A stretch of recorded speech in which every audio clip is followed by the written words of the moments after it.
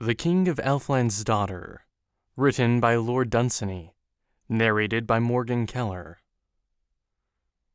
Chapter 1. The Plan of the Parliament of Earl. In their ruddy jackets of leather that reached to their knees, the men of Earl appeared before their lord, the stately white-haired man in his long red room. He leaned in his carven chair, and heard their spokesman. And thus their spokesman said, "For 700 years the chiefs of your race have ruled us well, and their deeds are remembered by the minor minstrels, living on yet in their little tinkling songs. And yet the generations stream away, and there is no new thing." "What would you?" said the lord. "We would be ruled by a magic lord," they said. "So be it," said the lord. "It is 500 years since my people have spoken thus in Parliament, and it shall always be as your Parliament saith. You have spoken? So be it." And he raised his hand and blessed them, and they went. They went back to their ancient crafts, to the fitting of iron to the hooves of horses, to working upon leather, to tending flowers, to ministering to the rugged needs of earth. They followed the ancient ways, and looked for a new thing. But the old lord sent a word to his eldest son, bidding him come before him. And very soon the young man stood before him, in that same carven chair from which he had not moved, where light, growing late from high windows, showed the aged eyes looking far into the future, beyond that old lord's time. And seated there, he gave his son his commandment. "Go forth," he said, "before these days of mine are over, and therefore go in haste, and go from here eastwards and past the fields we know, till you see the lands that clearly pertain to Faerie, and cross their boundary, which is made of twilight, and come to that palace that is only told of in song." "Is it far from here?" said the young man, Alveric. "Yes," answered he, "it is far." "And further still," the young man said, "to return, for distances in those fields are not as here." "Even so," said his father.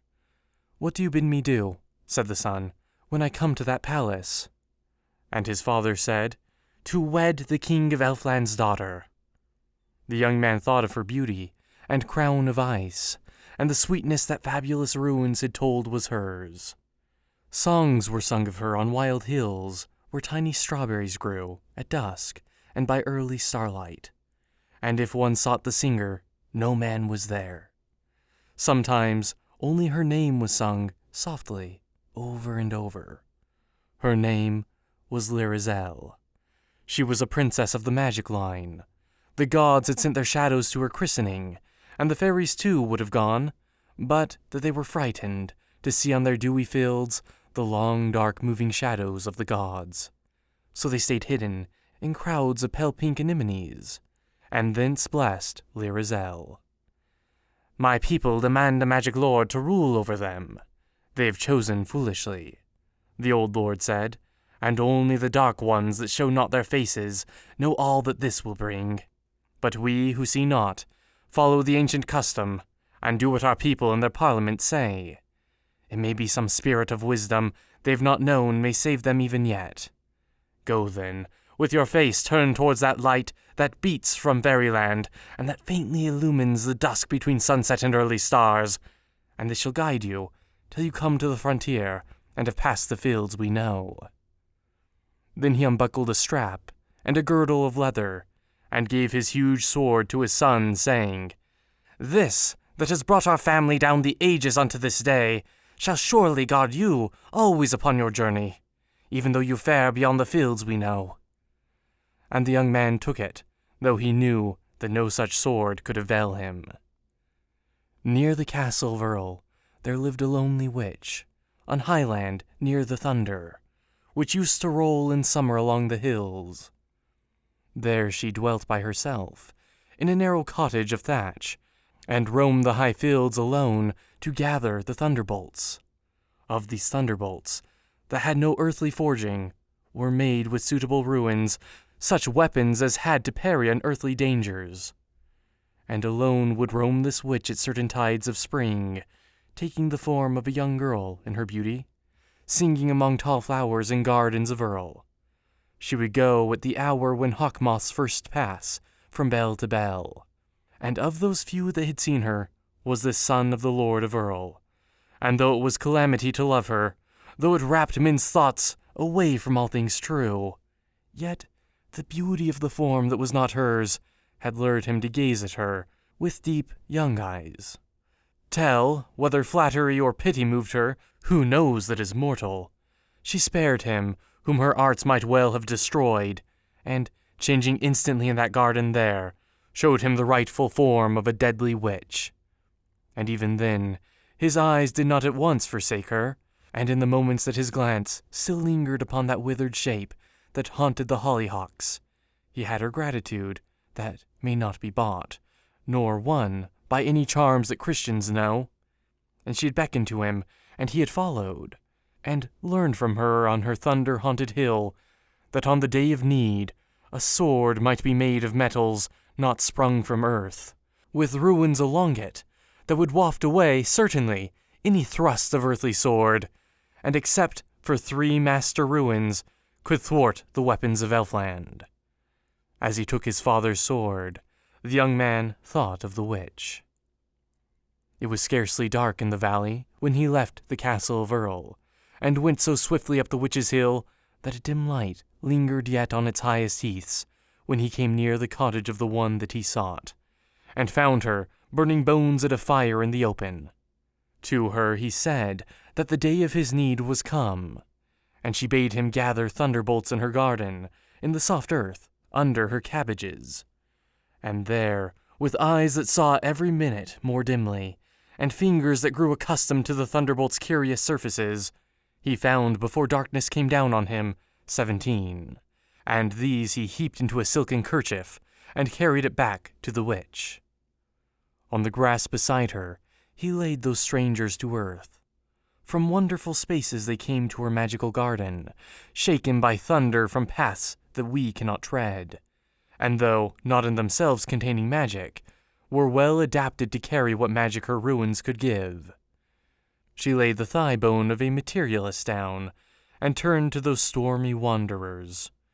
She arranged them in one straight row by the side of her fire, and over them then she toppled the burning logs and the embers, prodding them down with the ebon stick that is the scepter of witches, until she had deeply covered those 17 cousins of earth that had visited us from their ethereal home.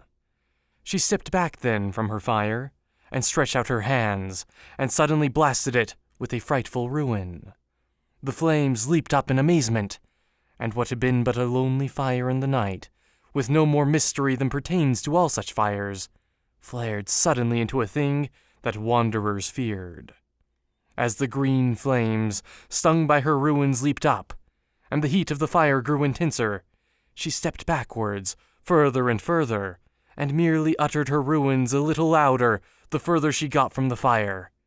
She bade Alveric pile on logs, dark logs of oak, that lay there cumbering the heath, and at once as he dropped them, the heat licked them up, and the witch went on pronouncing her louder ruins, and the flames danced, wild and green, and down in the embers, the 17, whose paths had once crossed earth's when they wandered free, knew heat again, as great as they had known, even on that desperate ride that had brought them here. And when Alveric could no longer come near the fire, and the witch was some yards from it shouting her ruins, the magical flames burned all the ashes away, and that portent that flared on the hill as suddenly ceased, leaving only a circle that sullenly glowed on the ground, like the evil pool that glares where thermite has burst. And flat in the glow, all liquid still, lay the sword. The witch approached it, and pared its edges with a sword that she drew from her thigh. Then she sat down beside it on the earth, and sang to it while it cooled.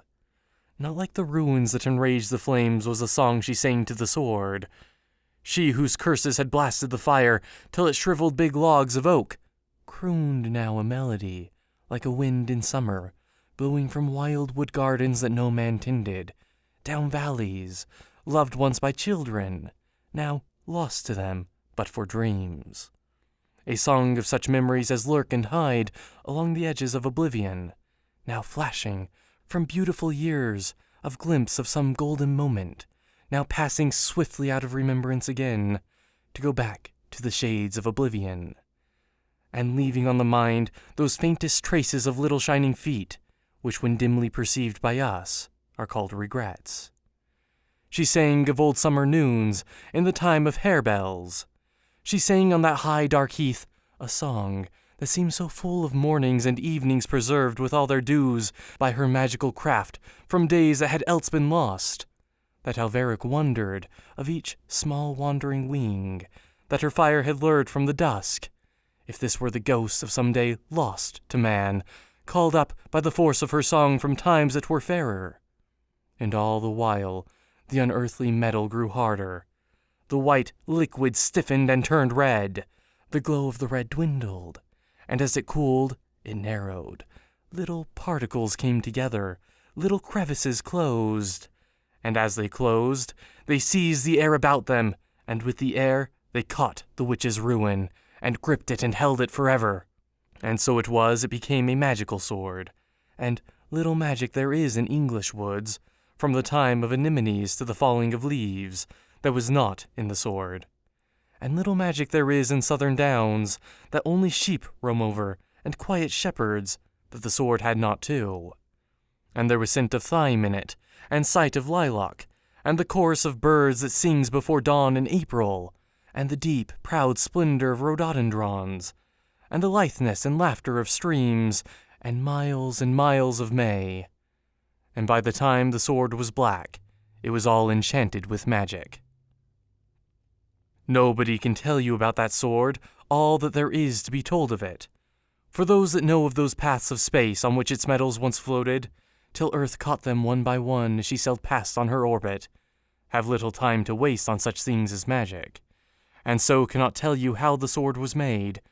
And those who know whence poetry is, and the need that man has for song, or know any one of the 50 branches of magic, have little time to waste on such things as science, and so cannot tell you whence its ingredients came. Enough that it was once beyond our earth, and was now here amongst our mundane stones, that it was once but as those stones, and now had something in it such as soft music has. Let those that can define it. And now the witch drew the black blade forth by the hilt, which was thick, and on one side rounded, for she had cut a small groove in the soil below the hilt for this purpose, and began to sharpen both sides of the sword by rubbing them with a curious greenish stone, still singing over the sword an eerie song. Alveric watched her in silence, wondering, not counting time. It may have been for moments. It may have been while the stars went far on their courses. Suddenly she was finished. She stretched it out curtly to Alveric. He took it. She turned away, and there was a look in her eyes as though she would have kept that sword, or kept Alveric. He turned to pour out his thanks, but she was gone. He rapped on the door of the dark house. He called, "Witch! Witch!" along the lonely heath, till children heard on far farms and were terrified. Then he turned home, and that was best for him.